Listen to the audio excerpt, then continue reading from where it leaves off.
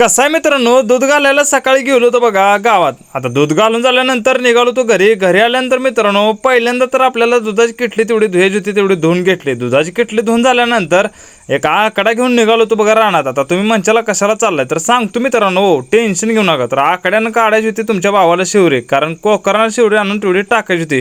लागलीच मग शिवरे आणली आणि पाठ शिवरे तेवढी कोकरानं टाकली गो. लागलीच आमच्या कोकराने पण चांगलीच वड काढून घेतली की त्याच्यावर.